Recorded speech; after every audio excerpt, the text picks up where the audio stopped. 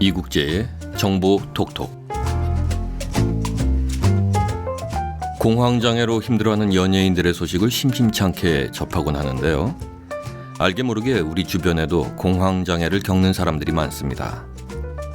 공황장애란 특별한 이유 없이 예상치 못하게 나타나는 불안 증상으로 정상적인 사회 활동이 힘들어지는 질환입니다.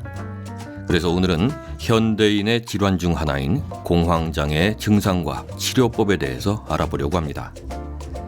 하도 공황장애에 대한 얘기를 많이 듣다 보니까 혹시 나도 공황장애 아닌가 하는 걱정이 들 때도 있죠. 표를 통해서 공황장애를 스스로 진단해 볼 수 있는데요. 공황장애 자가진단법입니다. 갑자기 심장이 빨리 뛴다. 땀이 많이 난다. 손, 발 또는 몸이 떨린다. 숨이 막히고 답답한 느낌이 든다. 질식할 것 같은 느낌이 든다. 가슴이 아프거나 압박감을 느낀다. 속이 메스껍고 불편하다. 어지럽고 쓰러질 것 같은 느낌이 든다. 비현실적인 느낌이 든다. 자제력을 잃어버릴 것 같은 두려움이 든다. 죽을 것 같은 두려움이 든다. 둔하거나 따끔거리는 느낌이 있다. 몸에서 열이 오르거나 오한이 난다. 이렇게 13가지 항목을 통해서 내가 공황장애가 아닌지 점검해 올 수 있는데요. 공황장애는 하루 일상 중에 언제라도 증상이 나타날 수 있는 질병이라서 일상생활에 지장이 많이 생길 수밖에 없는데요. 본인이 공황장애인지 모르는 경우가 다수라고 합니다. 앞에 말씀드린 13개 항목 중에 4개 이상의 증상이 해당되면 공황장애를 의심해 볼 수 있습니다. 그렇다면 공황장애의 원인은 무엇일까요? 우울증, 스트레스와 같은 심리적 요인이 가장 주된 원인입니다.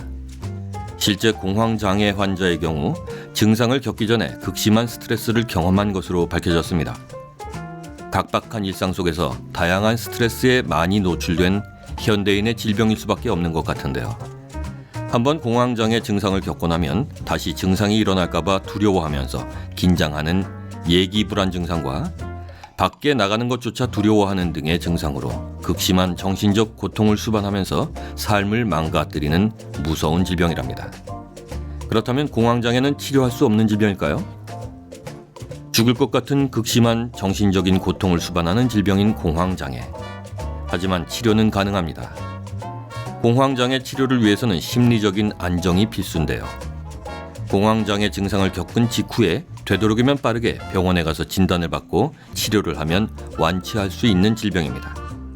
하지만 치료에 있어 가장 중요한 방법은 공황장애는 우울증, 스트레스와 같은 정신적 요인이 주된 질병인 만큼 심리적인 안정을 취하는 것이 가장 중요합니다.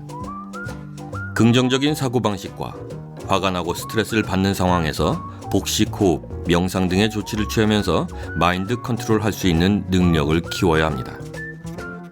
네, 지금까지 공황장애 증상과 치료법에 대해서 가볍게 알아봤는데요. 공황장애 증상을 겪기 전에 우리가 삶을 대처하는 마음의 자세를 긍정적으로 바로잡는 것이 가장 좋을 듯합니다. 여러분 모두 매사에 긍정적이고 건강한 삶을 유지하시기 바랍니다.